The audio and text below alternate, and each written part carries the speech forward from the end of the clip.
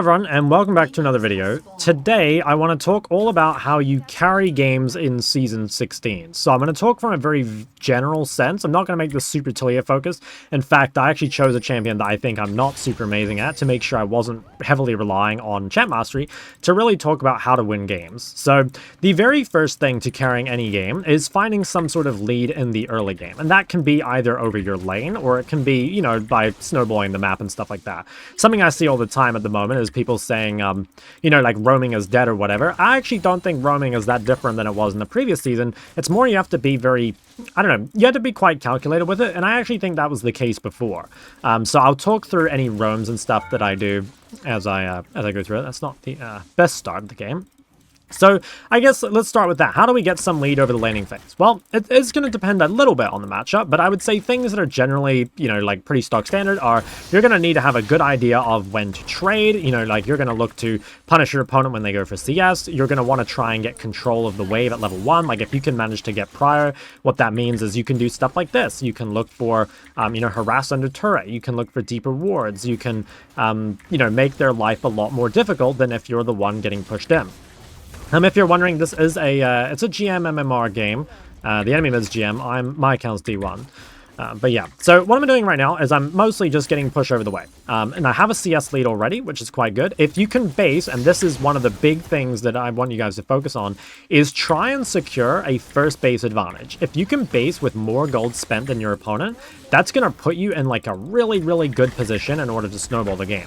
Because naturally, if you have more gold spent, it's really easy to start, you know, forcing trades and stuff because you just have, like I said, more gold. So this is already looking really, really good because unless we die to a gank, we're up so much CS that we just should be in a really good spot. So if you ever look at your games and you're like not really sure how you could have carried, pay a lot of attention to your pre-first base and see if you know, like, did you actually base with any sort of advantage? If you didn't, there's a couple things you can do. One would be to go to YouTube and watch the matchup. You know, like go to YouTube and type, say, Talia versus Ryze and see if there's anything you could have done in the early lane. Another thing you can do is actually take stronger early game runes. So in this case, I have Phase Rush, Gathering, and Precision. What you could do if you want more early game power is you could take Resolve. Like Resolve Tree is pretty good for getting a first base lead. And a lot of the time, again, not all the time, but a lot of the time, having stronger early game runes actually lets you scale harder in some ways, because ultimately, like if you can just have good CS, and you'll be in like a really, really good spot. Now I think, okay, yeah, I think they're going to respect that. So yeah, don't be afraid to take early game runes in order to help you scale. Also, if you go to Shok.lol, I'll put a link in the description, you can filter by matchups. So if you want to find a specific matchup that I've played, it'll have like links to my VODs, and I normally explain how to play the matchup, so you can also get some sort of idea from there. Now this guy's pretty and also down levels, so I'm going to look for a big trade on him right now. See if we can get some sort of kill. Okay, he flashed. That's pretty good. So yeah, we're very happy with that. I think I might have been able to kill if I played that a little bit better, but like I said, I'm not that great at Talia. So we've already achieved, like, you know, our first objective.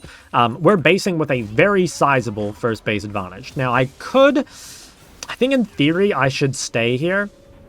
You know what? Fuck it, I'm gonna stay. So the reason is I really want this guy to base first so that I can shove one extra wave. It should feel pretty weird to base before your opponent if you're the one who is winning, because, you know, you can always shove this extra wave and then you know, like, even if you have the same amount of CS, you would base with one extra wave of gold, which you can then convert into something.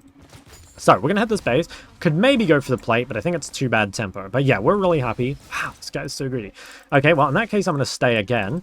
I'm going to come and hit this plate. I'm not too upset with this, because ultimately, like, he is bleeding a lot of these waves. This is really weird. I'm kind of surprised he's doing that. I don't really like that. But yeah, okay. He's probably waiting for a bigger spike. Now, Viego is coming mid, so we just got to be careful of that. That is actually, okay, I'll mention that as well while I remember it. Another, you know, really key component of winning the early game is just not dying to ganks. You know, like, there's all this stuff about getting more gold and getting ahead and stuff, but it's also very much about not giving over gold. And so the way is to avoid that is mostly warding. Warding, you know, it's dependent on which lane you're playing, obviously, but Warding is very, very important, and particularly if you're against some sort of ganking combo, you know, really being aware of where the jungler is worth thinking about. So once again, that's something you can go back and review in your games. If you have any deaths to the enemy jungler, or even just get chunked, you really want to go back and look at the places you dropped wards, and, you know, go and watch someone's VOD and see where they place them. You know, like, mid lane warding is pretty standard. It's pretty standardized, I would say. Like, you normally are dropping your first ward in the river or on the enemy raptors, and you can use that to kind of figure out where they start. So what are we looking for now? Like I said, we completed our first step. We have a sizable item advantage. So what we can do at this point is we can use our mid lane control to set up some vision, which is what we've done. So what that means is, like, now we can look to play aggro. Given that we have the vision, as long as we hug to this, we should be pretty much invulnerable. I often... Oh, wow, that's... kind of interesting. I think I just ult out of here.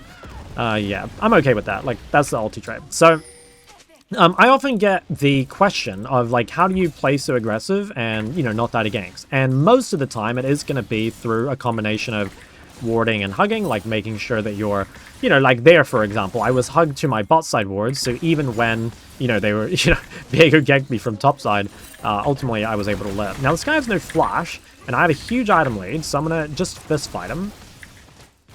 Just going to flash him in here. Nice. So here, what we punished is we had a sum advantage and an item advantage. So, you know, like, a lot of the time in mid, you'll have, well, in any role, really, you'll have, like, multiple advantages. You might have, like, a cooldown advantage. You might have an item advantage.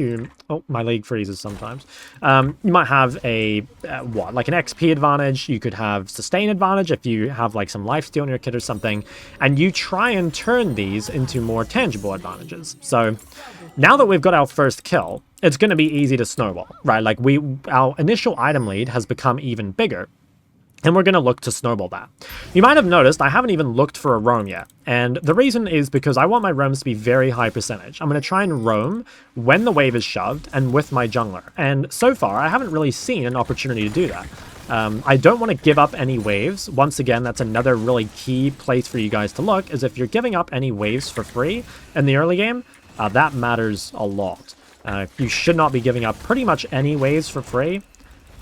And every time you give up a wave, you know, it's got to be really worth something. You know, like, at least if you can get something tangible, it's kind of it's kind of understandable. But you should kind of be, as like a good rule, like if you just want something as a guideline, kind of work backwards from not missing any waves. You know what I mean? So, like, don't miss any waves from dying, from, like, bad backs, or from, you know, like, bad roams or whatever.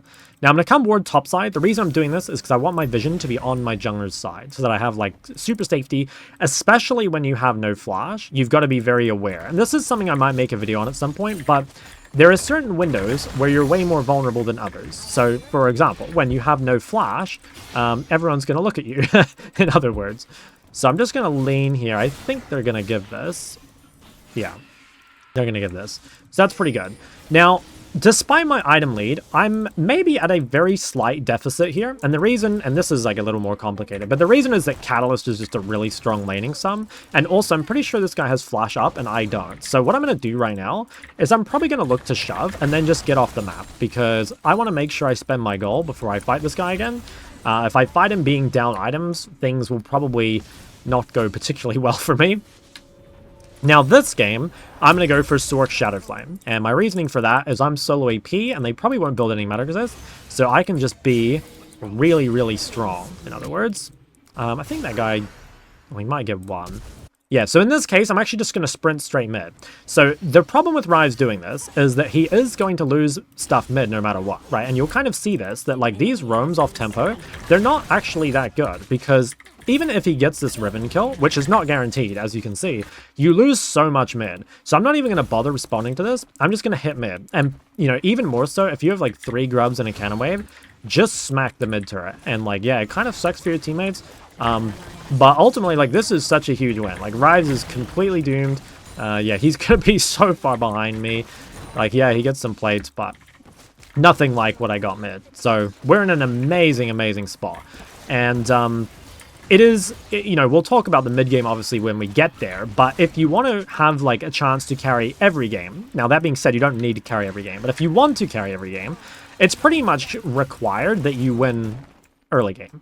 So if you're consistently, you know, falling behind in early game, if you have like bad CS, if you're dying a lot, or, you know, any of those sort of things, you're going to find it really, really difficult in order to carry the games. Because at the start, I said that our very first step, right, is securing that first base advantage. That's going to lead you to winning lane. And then winning lane leads you to winning side lane. And winning side lane is going to let you win the team fights. And ultimately, winning team fights is what lets you win the game.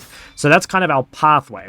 So our next thing is going to be to get to the side lane and use that to continue snowballing. We're going to use that to extend our lead. So for now, the only thing we really need to be careful of is dying while we have no flash. So I'm just going to play like a little safe. Despite my item lead, I'm not going to look for trades too heavily.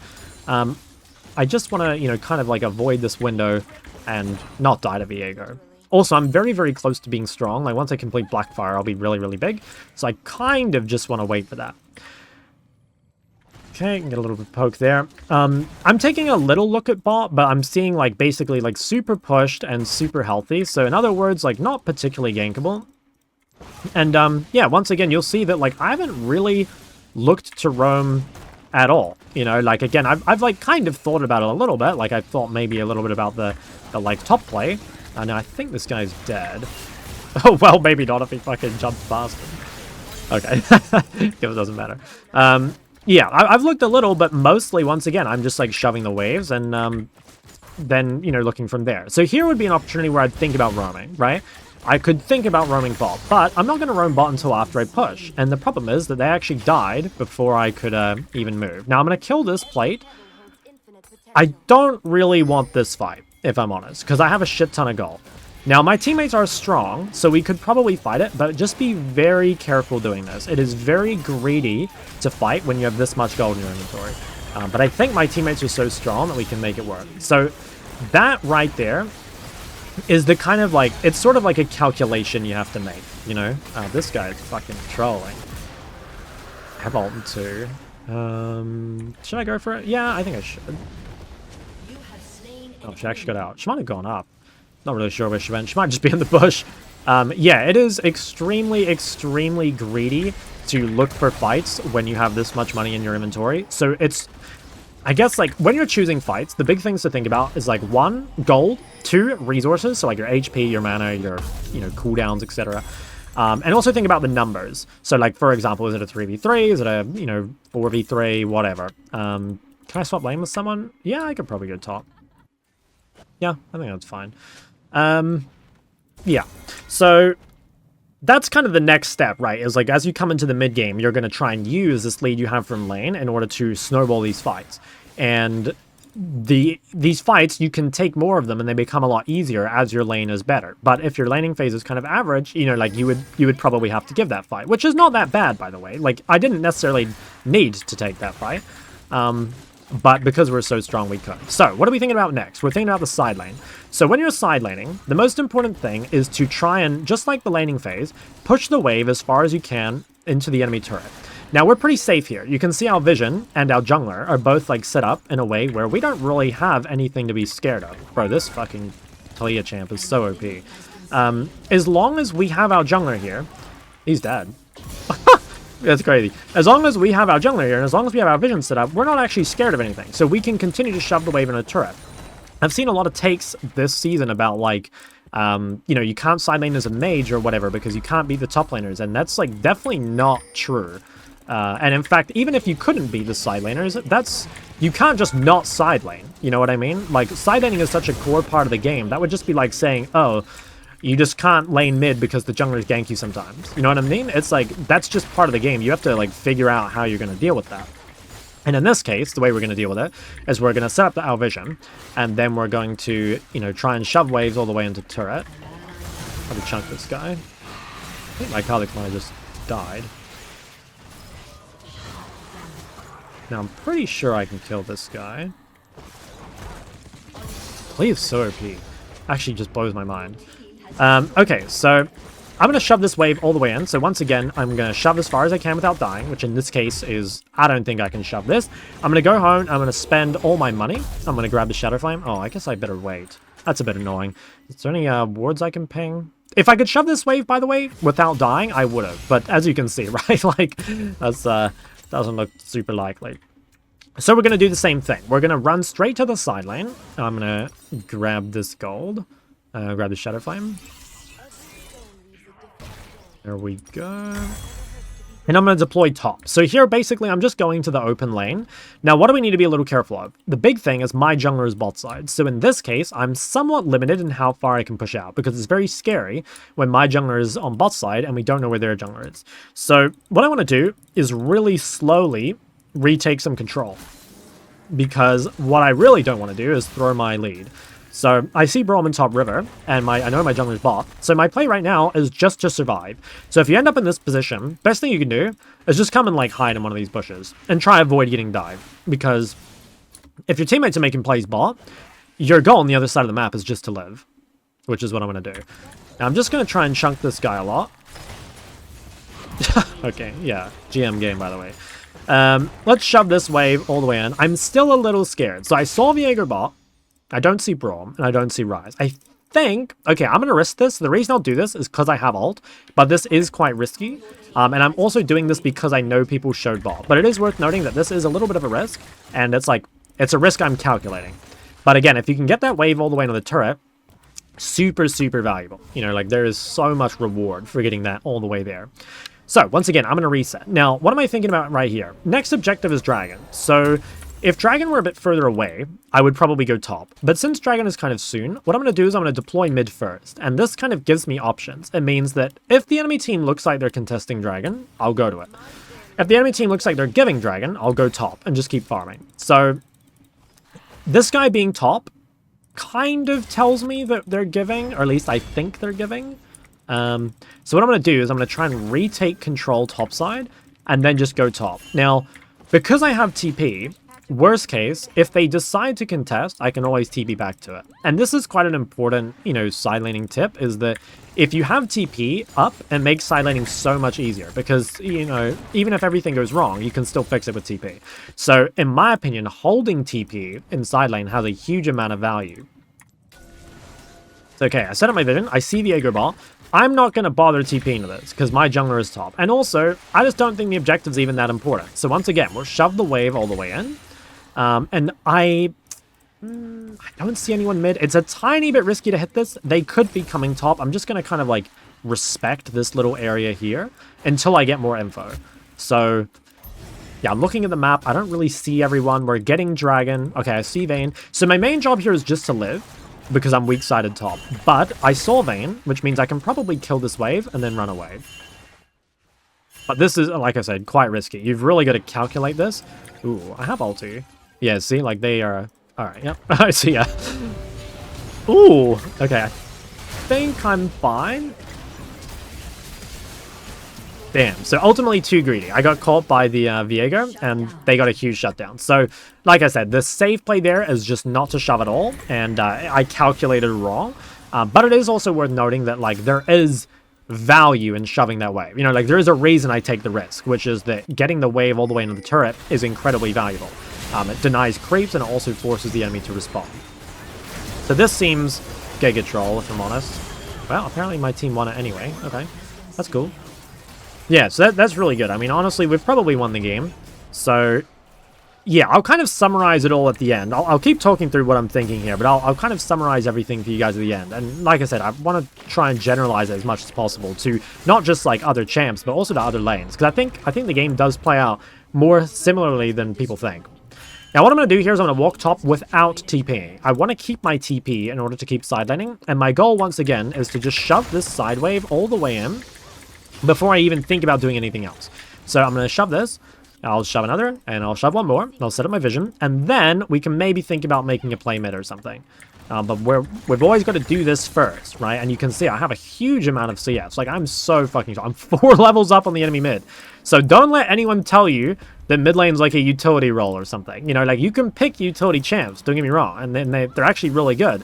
But, like, if you want to play like a carry, you can. Like, you definitely can. You've just got to know, I guess, how. You've got to know how to be selfish. So I set up my vision again. But I don't feel that confident shoving further. So what I'm going to do is I'm going to come rotate mid first.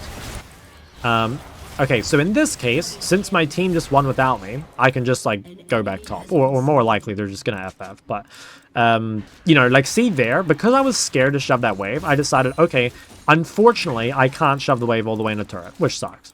But what I can do is still shove it almost all the way, and then I can look for some sort of rotation.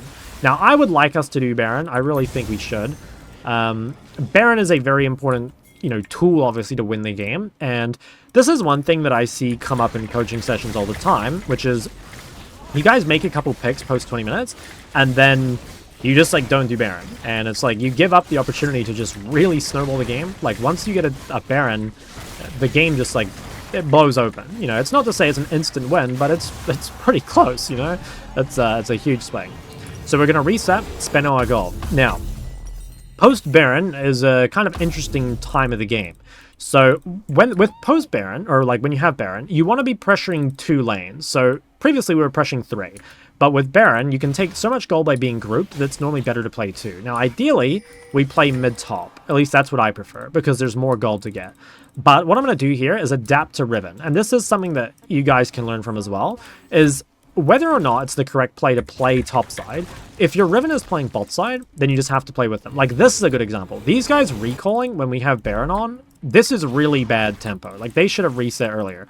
But the reality is, like, they've reset late, you know? And so I've just got to wait now. I've got to do nothing, which, again, this is really bad use of Baron. But you can see, even in higher elos, like, a lot of these people, they're really, they're really, what's the word? They just don't really understand tempo that well. So, unfortunately, I'm kind of forced to play safe here for a while and wait for my teammates. But it would be really bad if you got caught while your teammates were doing random shit. So Riven's going top, I'm going mid. It doesn't matter too much, the assignments.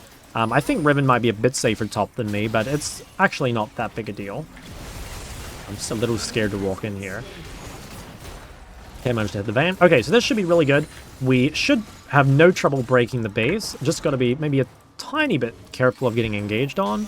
Oh, wow. I think we can probably just die these dudes.